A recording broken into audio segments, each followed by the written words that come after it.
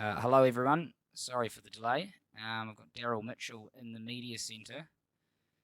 I'm just trying to have a quick look down who's got their hands up. I don't really see anyone from New Zealand at this time, so we'll just throw the first. Oh, actually, no, I see Ian Anderson from stuff.co.nz, so we'll open up with him and then I'll put the rest of the questions in the chat. So over to you, Ian. You got Daryl in the media centre. Hi, Daryl. It's very good that you did. And do you think that Nisham was the man who made the match? And what were the feelings and what were the talks between both of you at that time in 17th and 18th over? Yeah, I thought the way Jimmy came out and struck the ball pretty much from ball one was pretty special, and it got us some momentum heading up into the last few overs. And yeah, we always obviously the rate was pretty high at that stage, and yeah, I thought his knock was very special in helping us get the win. Sorry, I'll just go into the room first and then we'll go to Ian Anderson. So, Diva, you can open up. And then, Hi, This is Deva from Cricket Info. Many congratulations on your knock. Does that get better than this, like putting the Black Caps in the final with your former All Black dad in the stands? Yeah, it's obviously any game you win for your country is pretty special, let alone to do in the World Cup semi. Yeah, it's obviously nice to contribute and help us get over the line. But yeah, we obviously know we've got another big one coming up in a couple of days' time now, which we're pretty excited about.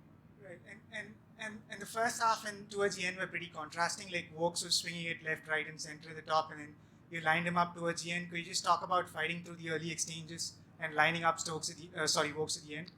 Yeah, I think the new ball was very challenging on that surface. It was pretty two-paced to start off with, and yeah, as you can probably see, it was tough to get going at times. But I thought the way that all the batters that came in sort of hung in there and helped build a platform to allow us to try and launch at the end. And we're obviously very lucky that a few just snuck over the rope and got us going. And yeah, I think it was obviously it's a bit of a blur, but I can imagine it was a hell of a game to watch. And I think the way England played was very special as well. So yeah, it's obviously pretty cool to get the job done, but I know it's a game of inches, that's for sure. Hey Daryl Mitchell, this is Jamil Hassan. Uh, we have been taught in school that slowly and steady wins the race. Your first 38 runs were on 33 balls, and the next 34 runs were on 14 balls. How quickly you changed your tempo? It's good maths, that. Yeah, to be honest, once the rate gets up at that height, you start just trying to make sure that you get your matchups that work for you, and you try and hit it as far as you can, to be honest. So yeah, for us, we were very lucky that we sort of held a platform. We didn't lose too many wickets in the middle there, and it allowed us to take some risks at certain times to try and catch up. So yeah, for me, it was nice to sort of get it out of the middle. The last few, it was a struggle there throughout the middle, but yeah, it was nice to get it done. 3 years, 3 formats, and 3 finals. How confident you are to win this tournament? Look, we're a bunch of Kiwis. There's only 5 million of us, so we're obviously very proud to be representing our country. And yeah, so obviously we've had some success in the last few years. But you know, we're going to enjoy the win tonight. Make sure that obviously we celebrate that, but then we move on pretty quickly. We know we've got a final on Sunday, and whoever we're taking on, it should be good fun. We'll give it everything we've got, but at the end of the day, there's certain things you can't control. So we'll see what happens. Hi Daryl. When it's 57 from 24 balls, what was the conversation between you and Jimmy? Did you feel that was sort of out of control too much? Or can you talk us through that? No, it probably sounds weird, but it never felt like it was out of our grasp. I think especially with that smaller side boundary on one side, we knew that there were going to be matchups there that might suit us towards the end. And look, we were obviously very lucky at times that a couple sailed over the ropes that could have been a metre shorter and we're all out. But at the same time, yeah, we always knew that as long as we kept it sort of just within the certain numbers that we felt comfortable with, that we were always a chance. And yeah, I thought the way Nish came out and really dominated that one over, really set the momentum heading into those last few. So yeah, take my cap off to him. He played a hell of a knock. And did you feel like England got anything wrong, or do you think that you got any gifts at any stage, or was it just that you guys just outclassed them at the end? I thought England played a hell of a game. To be fair, you know, to set whatever it was, 170 odd on that surface was a hell of a start. And yeah, I guess it's the nature of finals cricket. It's always a game of inches, and we were lucky that yeah, we got the momentum right at the end. I thought, you know, the way they went about their innings and both bat and ball was very special. And yeah, obviously I haven't watched it back yet, but I can imagine it was a hell of a game to watch. So yeah, I take my hat off to England. They've had a great tournament. How do you think is your first T20 World Cup final for New Zealand? How significant is this victory for the cricket New Zealand? And second question is, you are qualified for the final and the second semi-final tomorrow. Pakistan is still unbeaten in this tournament. Is it comfortable opponent in the final for you? Yeah, to the first one, it's obviously a great honour to represent my country at a World Cup. Yeah, if you said this 5 or 6 years ago, I would have laughed at you. So to be here sitting right now is awesome. And yeah, I know us as a group, we're just really enjoying being part of this tournament and having as much fun as we can.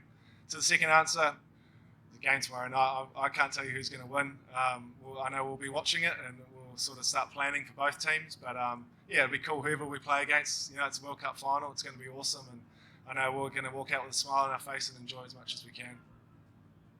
Hi, Daryl. England have gone with the extra batter throughout the tournament, whereas you guys have gone with the extra bowler. Were you at all surprised I didn't go a little bit harder with the bat, bearing that in mind? I think they went pretty hard, to be fair. I was watching Livingston hit some of those sixes, and I thought he's swinging real hard here. So, no, I think that's obviously something that's worked for them for a long period of time in the T20 and white ball formats. So, no, it's something we probably definitely expected. But, yeah, no, everyone obviously has just different ways they want to balance their lineups. And, that's worked for England for a long period of time. So you can't judge it on one game, that's for sure. I think if we're down in the room, we'll go to Ian Anderson from Stuff in New Zealand. Yeah, hi Daryl, congratulations. Obviously, I think Owen Morgan referred to in the post-game match as a late starter. It has been, to borrow a phrase of your dad's, a long journey for you to get here, hasn't it? But this was always your ambition, wasn't it, when you came back to New Zealand to play cricket, to be playing international cricket?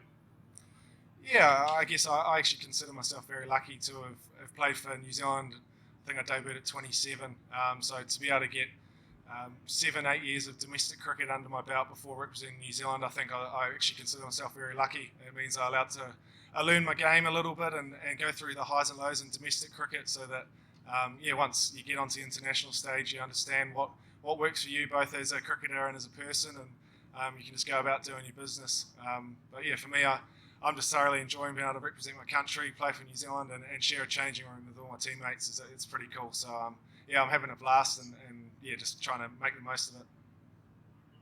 And a bit extra special to have Mum and Dad in the crowd tonight. Yeah, no, it was cool to have Dad there. He obviously flying over from England. It's with what's going on in the world at the moment with COVID, it's makes it challenging at times. But no, it was cool to have him in the crowd. Obviously, with the bubble life, you can't catch up with him. But I'm sure I'll have a chat to him on the phone tonight, and he'll be pretty chuffed. And just one other thing, there was just a little moment that was there where you turned down a run when you sort of collided with the bowler at the striker's end. Was that just an immediate decision in your mind that it wasn't needed to force that single there? No, I felt I probably got in the way of Rashid a little bit, and I didn't want to be that guy that caused a bit of controversy. So I was happy just to, we all played the game in good spirit, and I just felt like that was probably my fault. So as opposed to trying to take the run, it's just better off just we'll start again and carry on. And lucky that it didn't make a difference. Yes, sir. All right, thanks very much, everyone. Cheers, Daryl. Thank you.